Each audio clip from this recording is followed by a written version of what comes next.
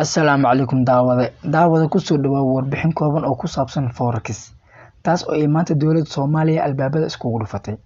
Halkan waxaan kuugu soo gudbinayaa sheeko dhex martay nin ganacsade ah iyo dad reer tuulo ah. Sheekadan waxaa ku ogaan doontaa wax badan oo ku saabsan forex. Ku soo dhawaada. Hadda ka hor waxaa jirta tuulo yar oo ay ku noolaayeen daanyeero fara badan. Maalin maalmaha ka mid ah nin ganacsade ayaa yimid tuuladii si uu uga soo iibsado daanyeero.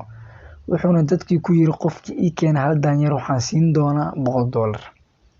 Dadka tuulada deganaa oo dhan waxay moodeen in uu waalayaa ninkan ganacsadaha ah, iyadoo isla dhex maraya sidee qof uga bixin karaa $100 hal daanyeer. Haddana sidaas oo ay tahay dadka qaar ayaa daanyeer soo qabtay uuna ka gatay. Warkii wuxuu ku faafay tuulada si xad dhaaf ah. Dadkii oo dhanna waxay bilaabeen in ay shaqooyinkii kale joojiyaan oo ay soo qabashada daanyeerada ka dhigtaan shaqo. Dhowr maalmood kadib daanyeerada oo sii yaraanaya awgeed ayuu haddana ganacsadihii ku dhawaaqay inuu ku iibsanayo daanyeerkiiba $200. Xitaa kii tuulada uga cajiska badnaa oo mashaqaysta ahaa wuxuu bilaabay inuu daanyeer soo qabto. Balse markaan daanyeeradii tuulada waa ay ka dhamaadeen. Iyagii oo la meel ay daanyeer ka keenaan ayuu haddana ganacsadihii sidii hore oo kale mar kale wuxuu ku dhawaaqay inuu hal isbuuc maqnaanayo marka uu soo laabtana halkii daanyeer uu ku iibsanayo $1,000. Wuu iska tagay waxa uu u sameeyay waardiye ilaaliya daanyeeradiisa. Dadkii aad ay uga xumaadeen sababtoo ah waxay waayeen daanyeer ay ku iibgeeyaan si ay u helaan $1,000. Dadkii tuulada dhan oo meel ay wax ka bilaabaan garan la ayaa waxa u yimid waardiyihii ganacsadaha u ilaalinaya daanyeerada. Wuxuuna u sheegay in uu si qarsoodaha ugu iibin doono daanyeerada midkiiba $700. Warkii ayaa faafay maadaama ganacsaduhu marka uu soo laabto uu ku iibsan doono halkii daanyeer $1,000. Dadkii oo dhan waxay iska dhaadhiceen in ay si hoosaha waardiyaha uga qaataan halkii daanyeer $700 oo ay dib ugu iibiyaan ganacsadaha sidaasna ay uga faa'iidaan halkii daanyeer $300. Habeenkii xigtay dadkii tuulada oo dhan waxay waardiye uga iibsadeen daanyeeradii iyagoo ka siinaya $700.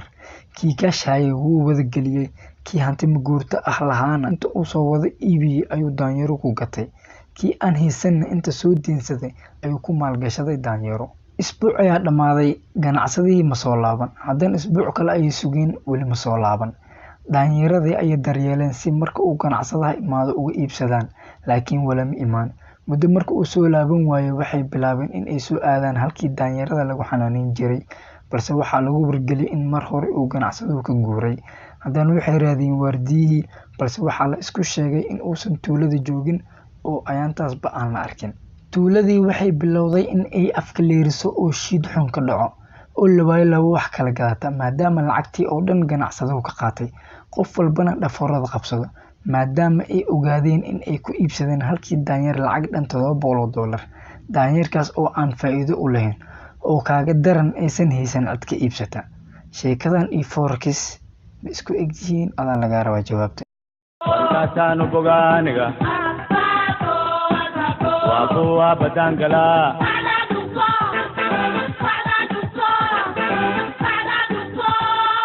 balweenta yaan laga boojeenin.